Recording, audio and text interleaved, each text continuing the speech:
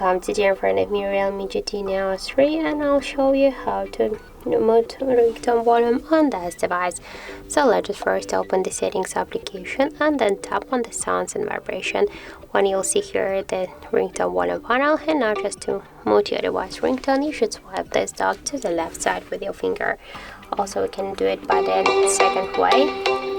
Just first click here to advanced settings, and here in volume button function be sure that you have selected ringtone volume, and now just by press on down volume button we can also mute our device ringtone. And also we can do it by the third way, just by slide to the down this volume panel. And that's it. So thank you for watching, and if you find this video helpful, don't forget to leave a like, comment and to subscribe our channel.